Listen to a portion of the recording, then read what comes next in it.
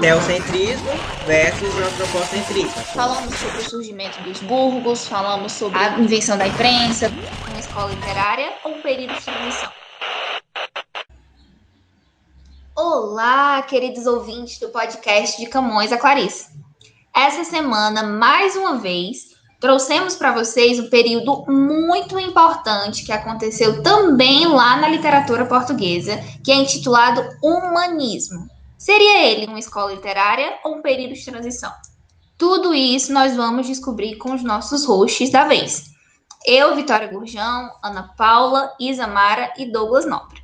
Para isso, a gente vai falar um pouco sobre onde surgiu esse período, essa escola literária. Vamos falar sobre o contexto histórico e principalmente sobre as obras que nós trabalhamos e os principais autores dessa época. Vamos começar? Sim. Para começar a discussão, né? A gente colocou o título: Escola Literária ou Período de Transição? E a resposta é: nem a gente sabe. Na verdade, eu acho que nem os críticos, os autores, as pessoas que falam sobre literatura sabem bem se é ou não é. E por quê? Porque tem pessoas que dizem que é uma escola literária. Não, tem gente que diz que é período de transição. Por que período de transição? Porque o humanismo, ele está presente, né, ali entre o trovadorismo e o classicismo. E esses dois períodos são períodos que possuem ideias opostas. São períodos bem distintos da história. E o humanismo, por se encontrar neles dois, né, entre os dois, ele tem características tanto de um quanto do outro. Então, período de transição. E tem gente, né, que até fala que ele poderia ser uma escola literária de transição. Eu acho que assim como a gente tem o pré-modernismo, que ele é considerado a transição, né, ali do período do realismo para o modernismo. Pronto. Vamos começar falando um pouco sobre esse contexto histórico. O que estava acontecendo ali pela Europa, por Portugal? Bem, o contexto histórico, como eu já disse, né, o período de transição entre ideias, entre culturas diferentes, né, a gente tem um contexto bastante agitado. Primeiramente, nós temos o declínio da organização feudal. A gente viu lá no trovadorismo que o sistema era o feudalismo e que a gente tinha toda aquela estrutura, né, de feudos, senhor feudal, e enfim. E por que que a gente está tendo esse declínio? Na época, a gente até comentou um pouco, estava acontecendo guerras, como as cruzadas. Nesse período também houve muitas epidemias, né, como a peste bubônica. E também começou a acontecer um êxodo rural. O que é isso? Né? As pessoas saírem do campo, ali dos feudos, né, para se aglomerarem em determinados lugares. E foi nesse período também que surgiu exatamente a burguesia. E o que é essa burguesia? A burguesia era... Como que surgiu isso? Né? Surgiu pelos burgos. E o que eram esses burgos? Acho que a Isamara pode comentar um pouco para a gente. É isso mesmo, Douglas. Como você acabou de comentar, o termo burguesia ele está associado a esse vocábulo de burgos, né? Como eram chamadas as pequenas cidades que surgiram com o renascimento da atividade comercial lá no fim da Idade Média. Então, essa palavra burguesia, ela surge para denominar essa classe social comerciante que ascendia com o enfraquecimento do feudalismo. Mas é importante enfatizar que essa classe social ela não foi homogênea, né? Porque a burguesia ela era composta apenas pelos proprietários do meio de produção, como, por exemplo, os donos de fábrica. Mas a alta burguesia era aquelas pessoas que tinham, de fato, né, muitos meios de produção. E a média burguesia eram os comerciantes. E a pequena burguesia eram os pequenos comerciantes, que eram os artesãos, e por aí vai. A gente tem aqui, né, o Só um momento. surgimento de uma nova classe social, que é essa burguesia. Isso. É importante a gente salientar, pessoal, que ainda falando sobre a formação da burguesia, nessa época foi a época em que houve uma nova estratégia de comércio, um novo jeito de fazer esse comércio.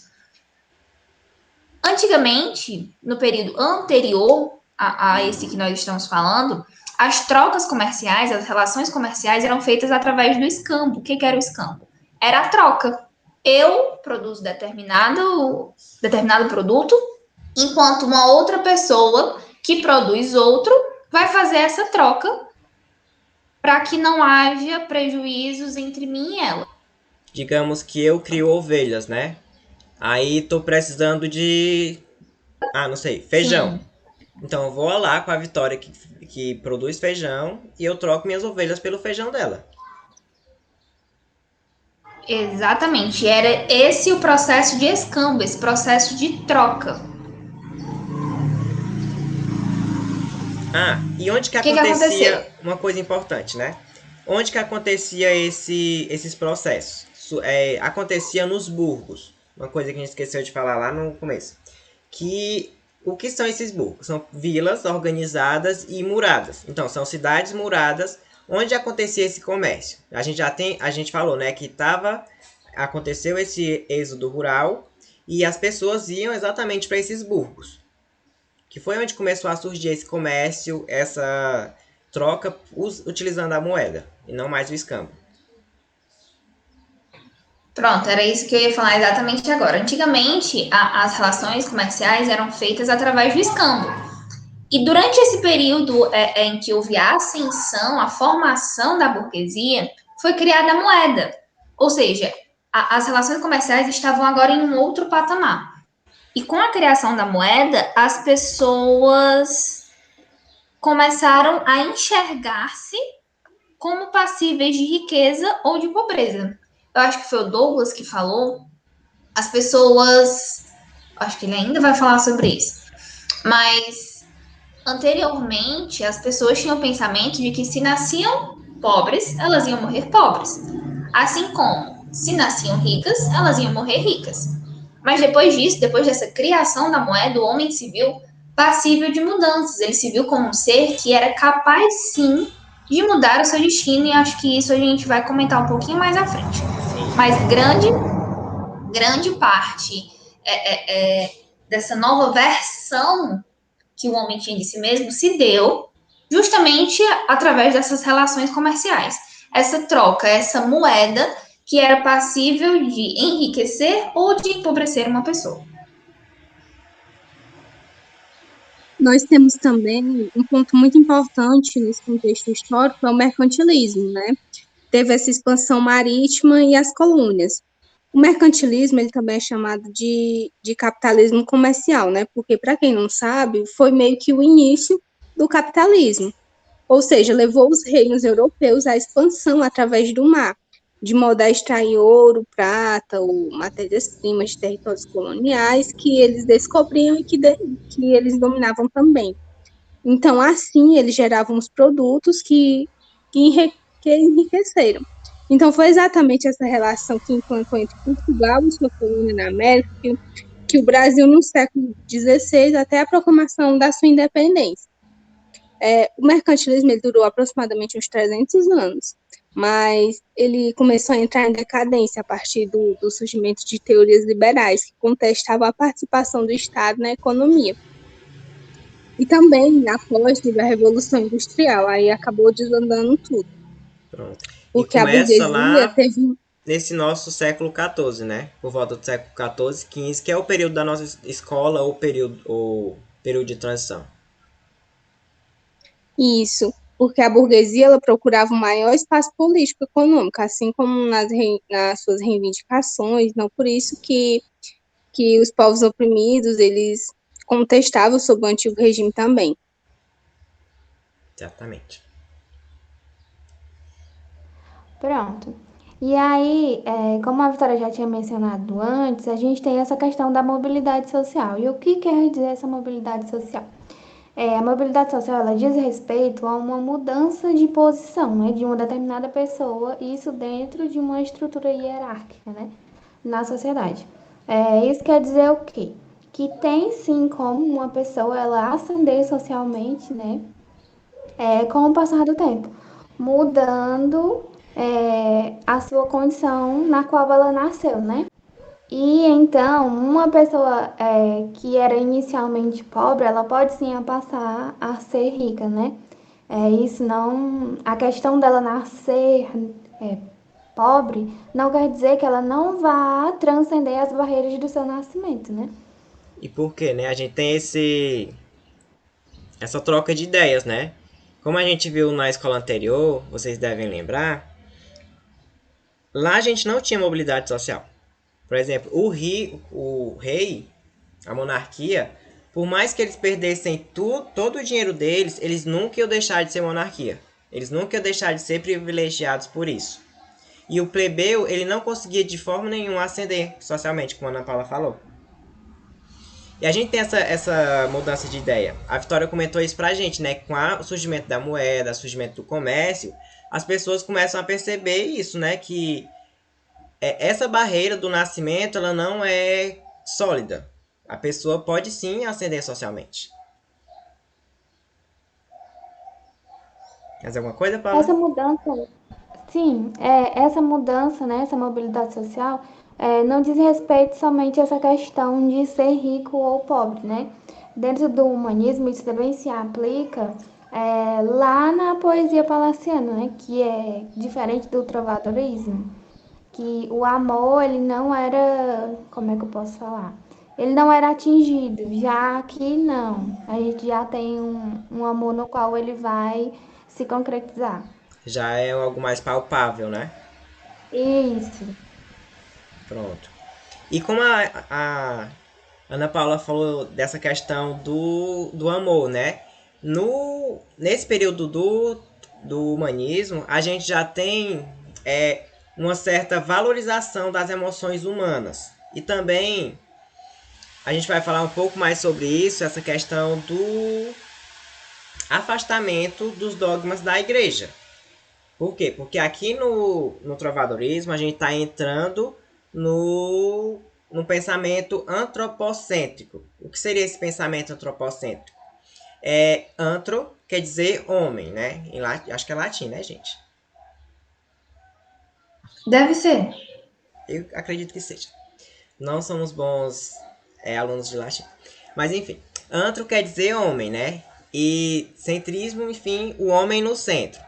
Antigamente, antes desse período, né? Como a gente viu, né? A igreja era absoluta. A igreja era que mandava em tudo, então a gente tinha o teocentrismo. Teo, Deus. Então Deus está no centro de todas as coisas.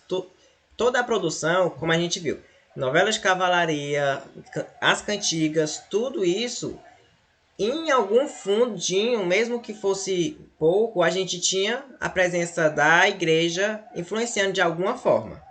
A gente tinha essa questão do cristianismo influenciando de alguma forma. E aqui não. Aqui o homem já começa a pensar diferente. A gente tá falando, né, dessas trocas de ideias. O homem ele começa a ver que eu consigo controlar meu próprio destino. Então, aquelas coisas que a igreja diz, talvez não sejam tão certas. Sabe? E começam a pensar nisso, né? Eles colocam, até na literatura também, né? Que a gente vai ver mais pra frente. Ele começa a colocar o homem no foco do que está sendo dito. E para isso, né, eles têm uma valorização do racional e do científico. E de onde que vem essa mudança de ideia para o racional, para esse científico? Vem da maior disponibilidade de informação. Pois é, exatamente, Douglas. Antes as pessoas elas não tinham acesso a essa cultura, né? Principalmente a cultura dos gregos e dos romanos, que era considerado fundamental para o humano naquela época.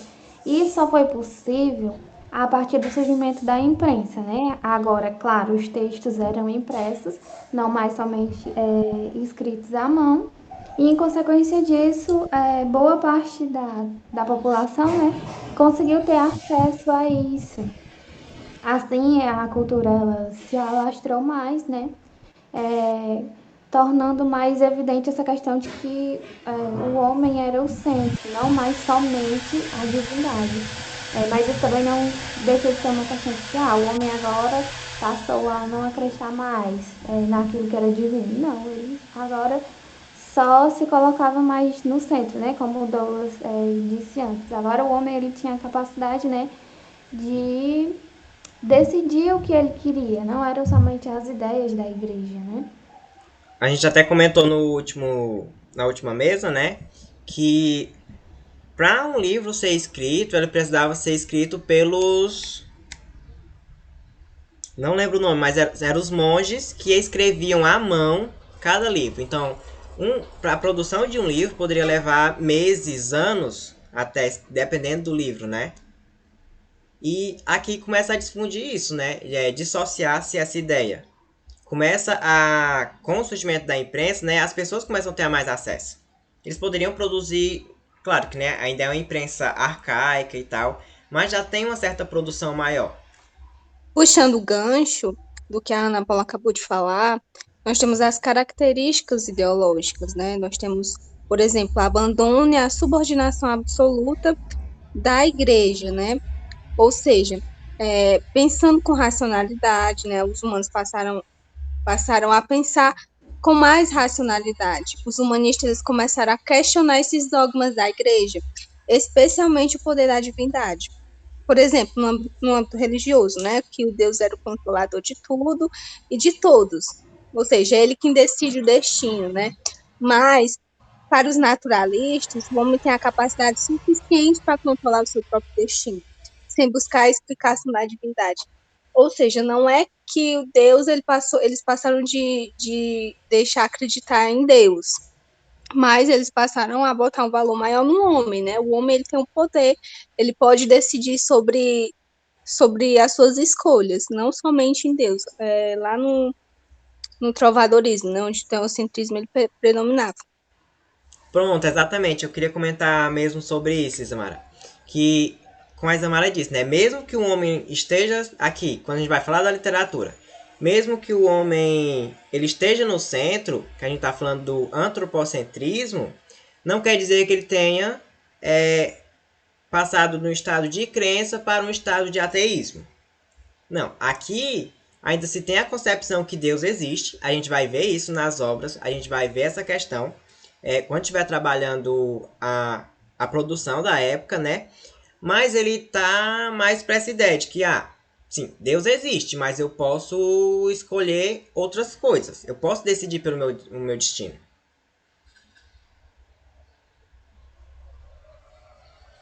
Isso. E, além disso, nós temos a procura na ciência para explicar as coisas, né, para os fenômenos atribuídos a Deus. A afirmação do indivíduo, né, de controlar o seu destino, né?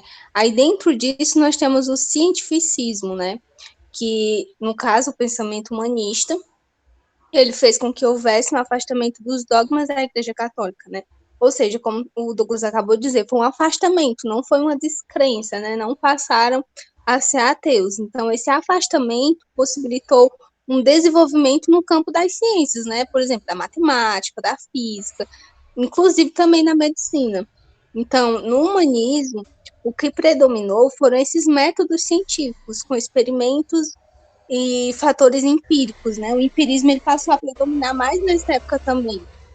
Então, através dessa experimentação, os humanistas eles buscavam respostas, né, que antes eram deixadas de lado, porque eles eram atribuídos aos dogmas ditamente da igreja, né? Por exemplo, que o homem não pudesse explicar, pronto, não vou atrás de saber por quê, porque foi Deus que quis assim.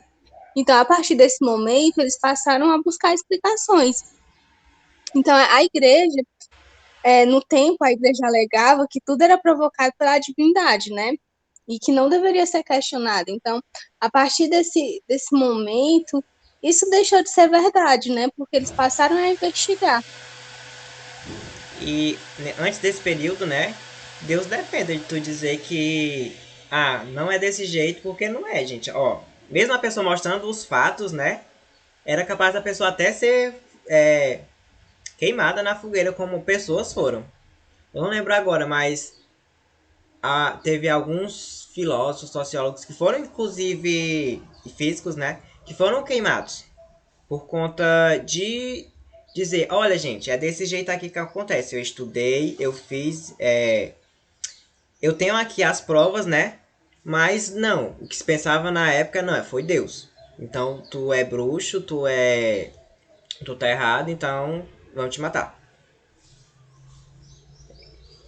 Sabe? E assim, uma das características que marcam nesse período, como a gente já tá falando, já apresentou várias, é uma coisa importante. É essa questão do bifrontismo entre ideias, que é o que é? É você confrontar ideias, é uma característica muito pungente nesse período. A gente está estudando o humanismo, né? No humanismo você já percebe que qual é o assunto principal? Vai ser o homem, porque enfim, humanismo.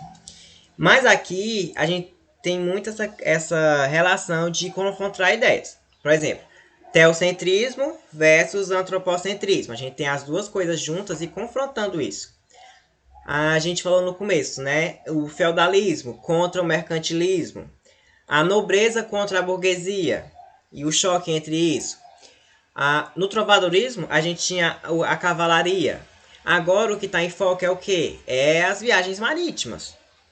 A relação entre o miticismo e a ciência. Então a gente tem aqui o choque entre ciência e religião, entre espiritismo e materialismo. Então é um período muito dicotômico, muito ambíguo. E eu acho que do contexto histórico, no geral, é mais ou menos isso, né, gente? Vamos começar agora a falar, adentrar a Portugal, a produção, né, da literatura em Portugal. Como nós vimos aí várias vezes, a gente sempre vai retornar ao próprio nome mesmo desse período de transição. O humanismo, o homem como o centro, se enxergando como parte do seu destino, como parte importante, parte decisiva do seu destino. As produções literárias da época, elas se voltam ao indivíduo. Ou seja, nós não tínhamos mais aquela noção de que as coisas aconteciam somente porque Deus queria, porque Deus deu o aval e as coisas iam acontecer tal qual ele desejava. Mas o homem, ele era quem fazia o seu próprio destino. Falamos sobre o surgimento dos burgos, falamos sobre a invenção da imprensa, falamos sobre a criação da moeda, e tudo isso trouxe o indivíduo para a sua ascensão como quem faz o seu destino. No entanto, ele não era alguém que era glorificado. As noções de igreja, do poder que a igreja católica tinha, ainda existiam, ainda perduravam, certo? Mas ao contrário do que acontecia no trovadorismo, o homem, ele já tinha o seu poder de escolha, ele era capaz de optar, né, entre fazer suas próprias opções e decidir agir da maneira como lhe achava conveniente. Isso era muito recorrente nas obras daquele período, certo? O homem, ele era dotado de um pensamento crítico, ele estava renascendo, digamos assim, ele estava começando a dar voz aos seus pensamentos. Inclusive, né, o começo do Renascimento aqui, que é o que a gente vai falar na próxima mesa. Exatamente. E por que, né, essa questão que a Vitória está falando, dessa produção da época, ela se volta sim ao indivíduo, né? Mas de forma alguma é para glorificar esse indivíduo. É para dizer, que a gente pode pensar, né, sobre uma visão reducionista, humanismo, o homem no centro. Então vai glorificar o homem. Não. Isso não significa que eles estivessem se tornando ateus, por exemplo. Exatamente. O ateísmo, ele não era recorrente do humanismo, né? A gente precisa ter em mente que sim, o homem, ele é capaz de agir conforme suas próprias vontades, mas ele ainda era passível dos castigos de Deus. O que a gente vai ver aqui na produção literária, né, é como que a Vitória comentou. Vai ser o homem, o foco é ele, mas é o homem visto sobre um ponto crítico. É meio que para criticar o que está errado nisso aqui no homem. Então a gente pode, falando sobre isso, né, a literatura falando sobre isso, a gente pode buscar maneiras para resolver isso. Ele não era mais o repetidor do que dizia as escrituras sagradas, né? Ele agora era um ser crítico, era um ser que fazia perguntas a si mesmo, que questionava esse viés que antigamente era somente religioso, né? E as críticas eram muito vigentes a essa época. Até porque as produções, a gente vai ver um pouquinho mais à frente, eram produções encomendadas. Então, Sim, eles vinham de um pensamento em que Deus era o centro de tudo aquilo. Então, se esse pensamento ainda não era totalmente dissipado, eles precisavam agradar. E quem era que eles precisavam agradar? Também a igreja, né? Então, por isso, as incontáveis críticas que a gente vai ver nas produções, né, na literatura daquela época. exatamente. E como, se eu não me engano, foi a Isamara que comentou um pouco sobre isso. Mas a gente tem, né, essa quebra com os valores da igreja, dos dogmas da igreja, e uma recuperação dos valores greco-romanos. Então, na produção, assim como a gente tinha lá na produção clássica, né, a gente tinha 3 gêneros importantes, que era o quê? Era o gênero épico, o drama e o gênero lírico. Aqui a gente também vai ter 3 gêneros com ascensão. Só que o épico ele não vai estar tão presente aqui. A gente vai ver o épico, sim, lá no classicismo, que é a próxima escola literária. Mas o que a gente tem presente? A gente tem o drama e a questão lírica, que a gente vai comentar mais pra frente. E o que substitui o épico aqui nessa tríade? São as crônicas históricas, que a gente tem, né, um texto de narração, obviamente, mas são textos mais voltados a essa, como a gente falou lá no trovadorismo, né? São textos voltados a registro histórico. E para cada período, eu nem digo que a gente elegeu, né? Mas sempre que se fala sobre essas produções, tem um grande nome. Então, para cada produção, como a gente vai comentar mais adiante, tem o seu grande nome. E para essa produção de crônicas históricas, nós temos Fernão Lopes.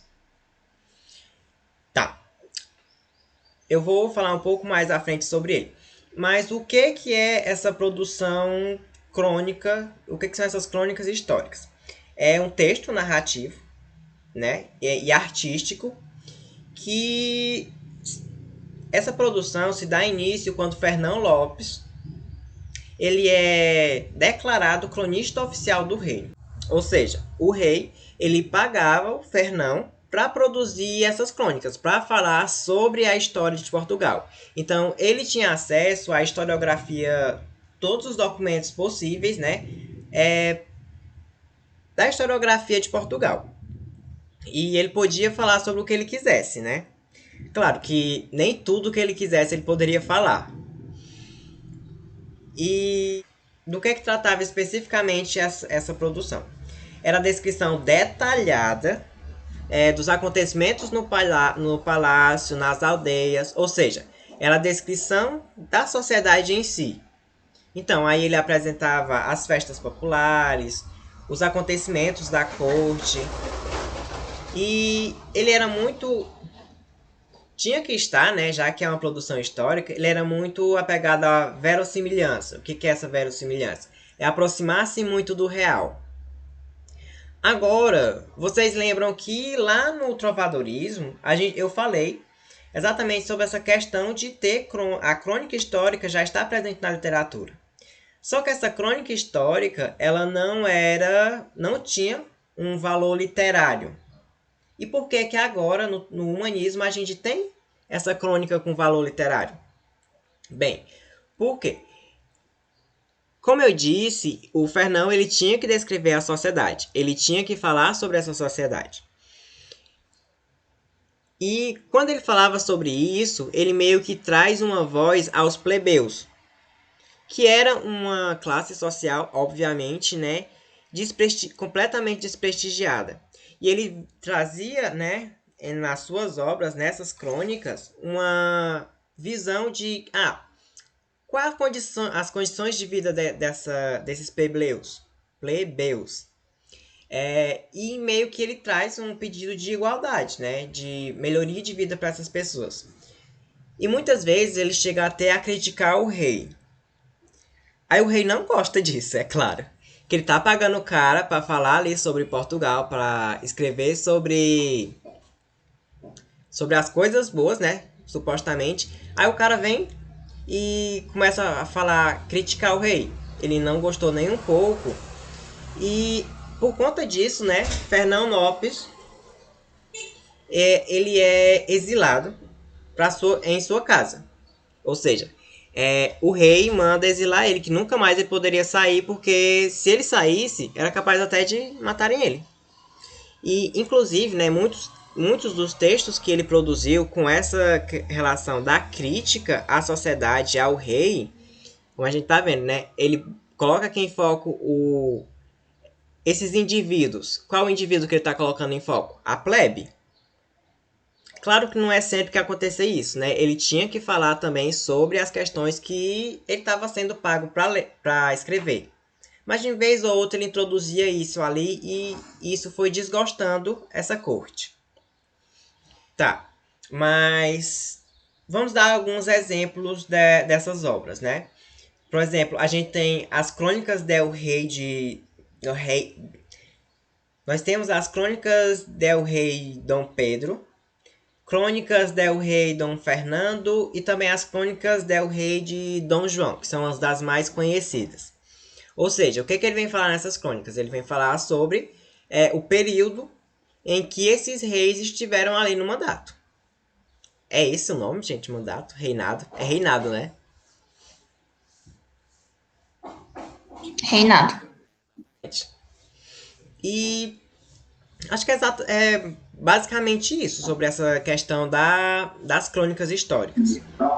Bom, então depois da crônica histórica, nós também temos a poesia palaciana, que ela foi um marco, né, que separou a escrita poética do canto, da dança, das cantigas, e ela passa a ser formalizada com um grau que lhe permitia promover um ritmo, né, aquela versificação, quando tinha também a métrica, a musicalidade. Então, a musicalidade é que independia o acompanhamento instrumental, né, a ideia de que o ritmo sonoro da lida expressasse uma sinfonia. Por exemplo, poderia ter o instrumento ou não, né? Mas tinha a musicalidade na poesia. Então, esse termo poesia palaciana, ele recebeu esse nome porque os textos eram criados com o intuito de serem declamados nos palácios. Então, ela surgiu lá por volta do século XV, né? Lá no reinado do Afonso V, lá em Portugal. E falava então, dos o palácios, entretenimento né? à nobreza, justamente, falava dos palácios. Por isso que é chamada de poesia palaciana. Então, essa poesia era um entretenimento para a nobreza, né? E ele era o principal objetivo de existir essas poesias palacianas, porque eles eram feitas para as pessoas do palácio. Então, elas eram declamadas, ou geralmente era também lida individualmente. Então, esse tipo de poesia, ela se diferenciava exatamente nisso, do trovadorismo. Então, enquanto os trovadores eles cantavam os prazeres da vida, acompanhado de música, a poesia tinha como um foco a voz do leitor. E ela foi o divisor entre a poesia e a música. É isso mesmo, Isamara. Como você já havia mencionado antes, a poesia palaciana, ela era declamada, né? Já não era mais escrita como uma poesia travadoresca. E a gente teve também o primeiro livro, né, de poesia palaciana, que foi o Cancioneiro Geral, que já era um livro impresso, porque nessa época já existia a imprensa, né, já não era mais um livro copiado à mão. Dentre as características da poesia palaciana, a gente tinha as poesias feitas em redondilhas, né, tanto redondilhas maiores quanto as menores, que Que é ficou conhecida conhecido. posteriormente. Exatamente isso que eu ia comentar. Que é a medida velha, né? Isso, posteriormente, né? Aqui era medida nova porque surgiu agora, mas mais na frente, né, com o desenvolvimento lógico, já ia ser a medida velha. A poesia palaciana também, ela era constituída do mote e da glosa. O que era esse mote? o mote, ele era o desenvolvimento, né? E a glote, ele era o tema. Então, consequentemente, o mote, ele era o desenvolvimento desse tema, né? A gente tinha um tema central para essa poesia e a gente tinha a composição poética, que era esse desenvolvimento. A gente tinha também, já na poesia palaciana, o surgimento das formas fixas, né, de composições poéticas, que podiam ser essas redondilhas, né, que eu mencionei anteriormente. E aqui, como a gente mencionou, o amor, ele já era concretizado, né, diferente lá do trovadorismo nas cantigas de... Nas cantigas. Também, na poesia palaciana, a gente tinha um amor que já era concretizado, né? Diferente lá da poesia travadoresca, que o amor nas cantigas, ele era um amor que nunca era alcançado. Era Aqui na poesia idealizado. palaciana, isso. Aqui na poesia palaciana já é um tanto quanto diferente, né? O sofrimento gerado do eu lírico é por conta dessa separação, né? Do casal. A gente tinha também um sofrimento provocado por ideias opostas, né? Por paradoxos, como, tipo, sorrir tristemente. Outra característica que temos na poesia palaciana é a questão do desejo, né? Aqui fica um pouco mais claro que esse desejo ele vai se tornar um desejo sexual, o que lá na poesia travadoresca a gente não tinha. Aqui também, o eu lírico ele começa a declarar, né, exaltar a beleza da mulher, falando mais sobre as partes do seu corpo, né? Mas primeiro começa a falar sobre os olhos, sobre o coração, mas a gente percebe que esse desejo ele se torna um pouco mais sexual, né? Digamos assim. Os poetas são mais realistas. E até, desculpa, Pode falar. Não, pode terminar. Meu autoritário, né? Pode terminar. Eu acho que eu ia terminar. Ah, pois eu vou dizer aqui. Bom, como a Ana Paula bem comentou anteriormente, né, sobre a temática da poesia palaciana, sobre essa temática da mulher, do desejo sexual, mas também existiam outros tipos de poesia palaciana, né? Nós tínhamos as poesias satíricas, né, com temas satíricos, que eles envolviam os assuntos, por exemplo, como a corrupção do clero. Então, eles não tratavam somente de um tema específico, mas também sobre temas satíricos. Inclusive, tem até uma obra, né, Douglas? Sim, eu ia comentar sobre isso, que o texto que eu analisei, né, no diário, ele é uma poesia palaciana satírica. Ele está satirizando, como eu comentei, a questão do poder do rei, né? A gente vê que por questões políticas, para manter a questão do poderio monarca, o rei mandou matar Inês. E meio que, gente, como é que isso acontece? Tá criticando isso, né? Como é que um indivíduo, o rei, ele pode fazer isso? Por quê? Ele tem o poder sobre todo mundo? Não é bem assim. Ele vem se perguntar isso, né? Isso, e também nós tínhamos poemas religiosos, né, que eles falavam sobre a influência da igreja na época.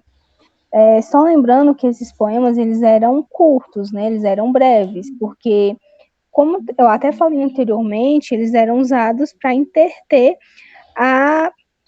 o pessoal do palácio, né, então eles não podiam ser tediosos, mas mesmo assim traziam temáticas muito pontuais, né, temáticas muito discursivas. Por exemplo, tinha até poesias didáticas, né, que falavam de alguma forma de orientação ou defesa de algum ponto de vista. Nós tínhamos também as poesias os poemas épicos, né, que eram poetas, que eram nobres e que eles declamavam algum momento de guerra. Então, nós temos também até as poesias dramáticas, né, que traziam reflexões do âmago do escritor. Então, nós vemos aí diversas temáticas, interessantemente, né, que dá para debater cada uma delas, mas que se a gente fosse debater, ficaria bem extenso. É verdade. Inclusive, uma coisa interessante. As meninas comentaram que a Isamara comentou, né? Que a poesia é feita para ser falada no palácio, né? Na corte lá. Para agradar a igreja, a gente tinha, né, as poesias de louvação, que eram relacionadas à questão da igreja. Mas, por exemplo, enquanto os representantes da igreja, digamos, o padre, alguém da igreja, tá ali presente, a gente tá passando as poesias, né? Tá sendo lá declamadas as poesias de louvação. Mas na hora que a igreja sai, eles começam a trazer as questões mais críticas. As questões que vêm criticar a igreja, vêm criticar a sociedade.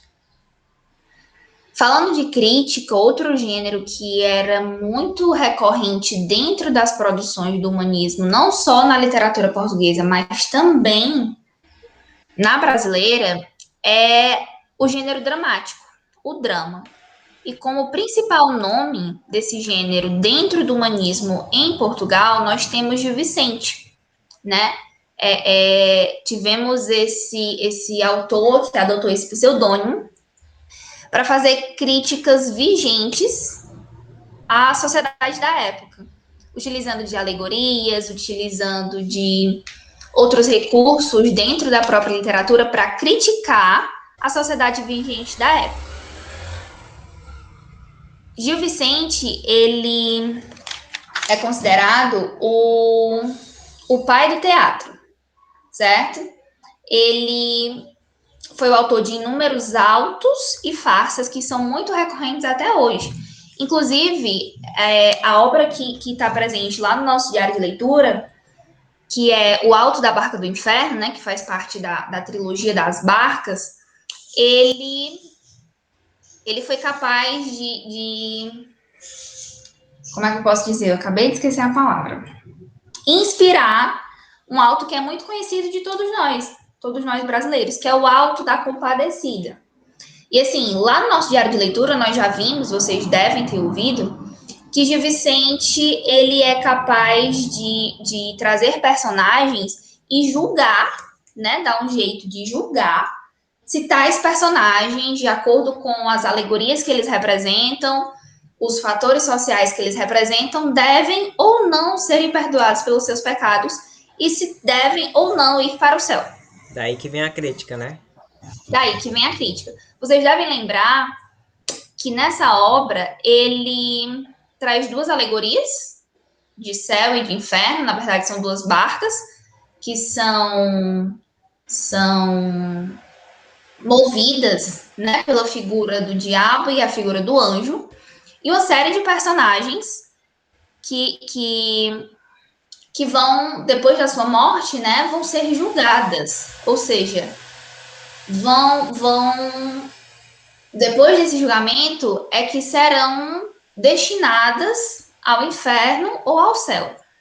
Então, assim, temos como exemplo personagens como Fidalgo, que chega lá com a criança, né? O grande peso dessa nobreza. Temos também a alcoviteira, né? Que era a mulher que arranjava casamentos, que forjava a virgindade das mulheres. O parvo, que representava o povo de Portugal, né? As pessoas idiotas. E querendo ou não, faz assim uma certa menção a todos os seres humanos que são enganados, né? A morte dele é assim uma coisa extremamente banal, digamos assim. Ele morre assim, de uma maneira bem vulgar, né? Bem pejorativa, de caganeira. Então, assim, Gil Vicente, ele utilizava de toda a sua oratória, de toda a sua didática, de toda a sua genialidade para criticar os fatores sociais daquela época. Mas, por outro lado, ele também tinha meio que assim, uma dívida, né? Um rabo preso, digamos assim. Porque, como a gente falou lá no início, essas obras, esses autos, eles eram encomendados. Então, esse auto em específico foi encomendado pela igreja. Então, como é que ele ia ser capaz de criticar de maneira direta, de maneira bem clara, bem explícita, a igreja? Certo? O que ele fez? Dentre as alegorias, dentre as personagens que ele trouxe para poder serem julgadas, ele trouxe os cavaleiros, né? Os homens que iam para as cruzadas. E eles foram para o céu, justamente porque foram para a barca, né, que estava destinada a ir para o céu. Justamente porque eram homens bravos, eram homens corajosos, mas ele deu um jeito de criticar mesmo assim. Se nós observarmos, ele descreve esses cavaleiros com armaduras pesadas, com seus cavalos, com aquela roupa de metal bem pesado, ou seja, simbolizando o peso. Ele foi para o céu, ele foi para o céu. Mas ele tem muita coisa ainda a puxá-lo. Ele deixa Né? essa pista, né? Que todas as outras Exatamente. personagens, ele deixa bem claro que elas não vão pro céu, por quê? Porque elas carregam peso. Porque Exatamente. eu não lembro qual é a personagem, mas tem uma que ela tá com os bolsos cheios de dinheiro. E como é que ele vai entrar no céu com esse peso? Exatamente, a gente tem o sapateiro também, que assim, era um homem trabalhador, era um homem que fazia o seu trabalho, mas por outro lado ele enganava os seus clientes, então ele não tinha perdão. Não importava o quanto ele era trabalhador, o quanto ele lutava para conseguir as suas coisas, ele tinha essa dívida. E por que não os cavaleiros? Né? Eles iam para a barca que estava destinada a ir para o céu, mas eles tinham peso, eles tinham alguma coisa aí que os retraíam. Então, Gil Vicente, assim, no ápice da sua genialidade, ele deu um jeito de criticar, não de maneira direta, mas assim, quando a gente vai ler a obra, fica muito claro. E é isso. Tá. Mas para dar uma definição, né? O que é o auto?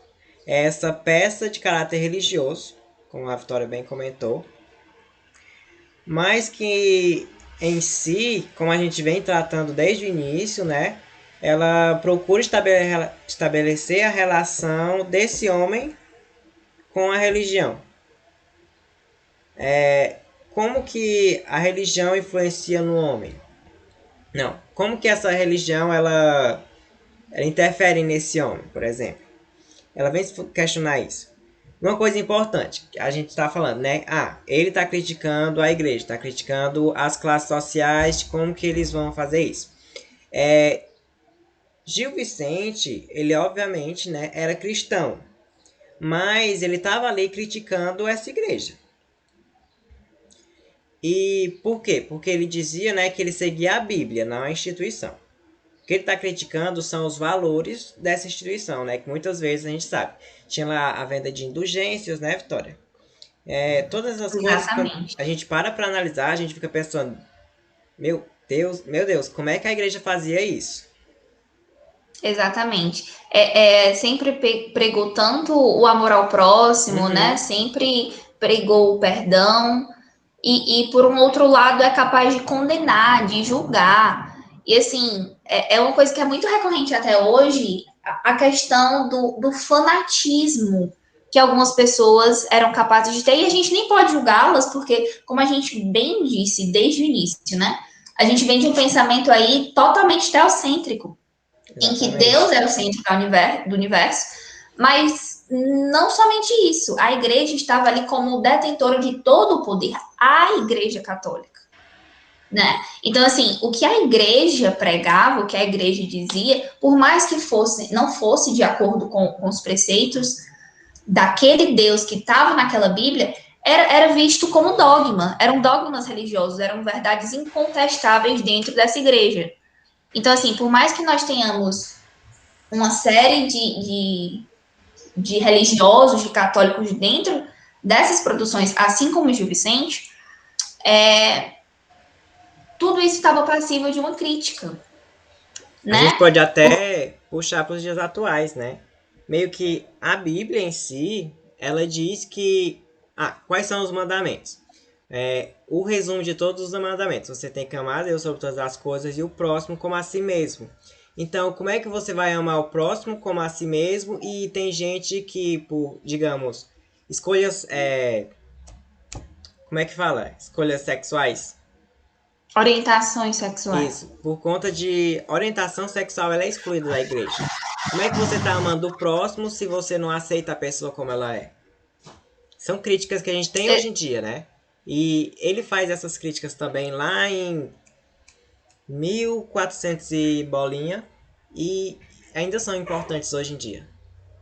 São temas que são bastante recorrentes, né? A gente percebe daí a genialidade mesmo, acho que essa é a palavra dos autores.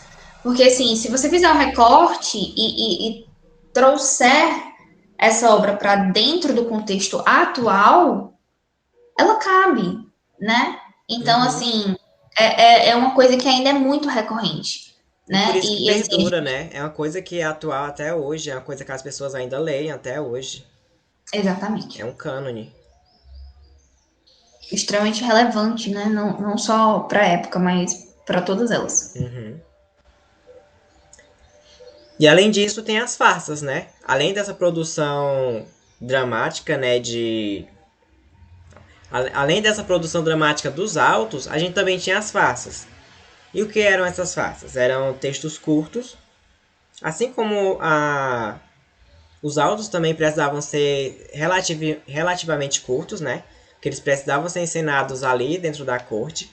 Tudo era feito dentro da corte, né? As farsas também o eram.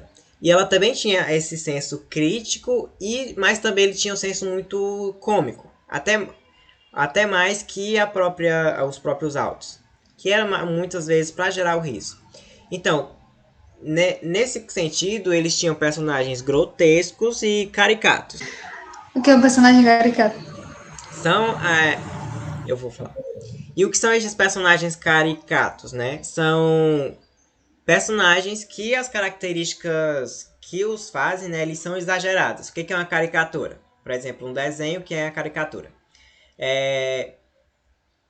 O desenhista ele vai desenhar a pessoa, né? Só que as características dessa pessoa elas vão estar extremamente exageradas. Por exemplo, a pessoa tem o pescoço um pouquinho grande, então ele vai fazer o pescoço enorme. Tem o lábio um pouquinho avantajado, então ele vai fazer o lábio enorme também. Então, aqui, o que está sendo caricatorizado? O quê? O que está sofrendo a caricatura, né? Não sei como é que fala. São os defeitos, muitas vezes. E ele vem tratar, né, desse dia a dia e do homem comum. E claro, né, muitas vezes as críticas elas se pautam ainda sobre esses valores cristãos, principalmente para mostrar que o homem é falho e ele é passível do erro. A gente vê isso, né, a gente vê isso muito bem lá no texto que a Ana Paula comentou pra gente, que é o Velho da Horta. Pronto. Exatamente, Douglas. E lá na obra, né, O Velho da Horta, a gente tem essas características do personagem caricato, né? A gente vê bem isso em um dos personagens principais, que é a moça na qual o velho tá apaixonado, né? Ela é uma moça, ela é pobre, né? Mas o autor ele coloca ela como uma personagem totalmente, como é que eu posso falar? Zombeteira, né? Digamos assim. Ela zomba demais do velho, porque ele tá apaixonado por ela, porque ele já é um senhor, né? Tem família e tudo. Mas mesmo assim, ele tem um amor por ela como se ele fosse um jovem, né? Apaixonado à primeira vista, à primeira vez. E ela zomba dele de todas as formas. Porque ele se declara para ela, zomba e tal. E mesmo assim ele não deixa desse amor por ela, né? Então, tanto que também a gente tem a personagem que a Vitória comentou anteriormente, né? Que é a alcoviteira, né? ela é contratada para que ela faça seus serviços, né, profissionais e traga o amor pro velho. Mesmo assim, ela não faz isso, acaba deixando ele pobre e apaixonado. E a moça acaba casando, né? E aí a gente vê que o Gil Vicente, ele usa da comicidade, né? Pra deixar, digamos assim, essa faça um pouco mais leve, né? Mas, ao mesmo tempo, critica totalmente a sociedade. Uma coisa que a gente vê ainda hoje, né? Pode ser atual. A gente tem muitos senhores apaixonados, né? Por moças. Não em todos os casos isso não acontece, né? Às vezes o amor ele é assim correspondido. Mas em alguns casos a gente tem, né? Essa zombaria. E que até hoje é recorrente na nossa sociedade, né? Inclusive, Paula, tem uma frase em latim que vem falar bastante sobre isso, essa questão do cômico, né? Que é ridendo castiga timores. Que é o que? Rindo se corrige os costumes. Meio que o que ele vem trazer, né? Falando dessa relação zombando dessas características, né? Ele vem tentar corrigir essas coisas, né? Se tá ali... se tá... tem o... Como é que eu posso falar? Um teor cômico, né? É porque é algo exagerado na nossa sociedade. Então, isso deveria ser mudado, né? Pois é, justamente. E é uma coisa também que a gente ainda usa até hoje, né? Tipo, eu falei uma coisa pra determinada pessoa, mas eu falei achando graça, né? Uhum. Tô criticando ela, mas que ela não perceba que eu fiz essa crítica tão na cara, assim. A crítica velada, mais uma vez. Com certeza. Tá. Mas a gente tá falando aqui que... Não.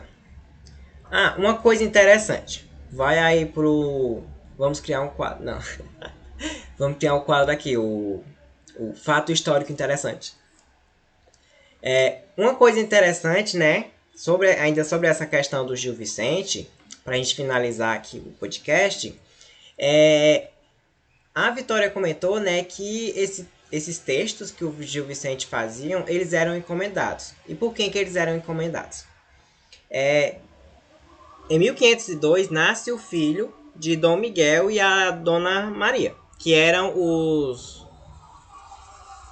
que era o rei, né, e a rainha da época. E o Gil Vicente, assim, dá uma de louco e ele invade o quarto da rainha e encena o alto da anunciação para ela. Só que em vez da rainha mandar tirar ele do quarto, né, que enfim, é loucura, ela gosta do que ele tá falando e torna ele o dramaturgo oficial do rei. E ela diz, né, que ele pode produzir o que ele quiser, contanto que seja apresentado ali no palácio. E nessa relação, a Dona Maria, ela é a mercena como é o nome dele? Gil Vicente. E o que seria essa mercena? Ela é a financiadora, então ela paga para ele escrever. Então, meio que, mesmo que a gente tá falando, né, que ele tá fazendo a crítica, mas ele também tá ali, ele não pode mandar todo mundo pro inferno. Por que ele não pode? Porque ele tem esse rabo preso com a rainha, com o rei, com o reino. Então é isso, pessoal. Esperamos que vocês tenham gostado. Foi bem rapidinho o apanhado que nós fizemos da obra, então é muito importante que vocês as leiam na íntegra, certo? Tem muita informação que se perde, informações que são somente retomadas. Então, apesar de ouvir os nossos episódios, ouvir os nossos diários de leitura, é necessário que vocês também tenham esse prazer em ler as obras na íntegra, certo? Porque é muito, muito importante mesmo. Espero que vocês tenham gostado e logo mais nos encontraremos novamente nos diários de leitura e As mesas. Como é o nome, Douglas? E nas mesas. Um beijo, até a próxima. Até a próxima, pessoal.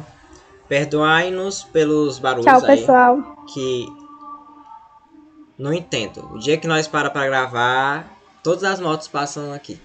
Aí começou a missa também, gente. Mas enfim, adeus. Tchau, pessoal. E não esqueçam de nos seguir em nossas redes sociais. Beijos. Tchau, pessoal. Obrigada por assistir até aqui. Até mais.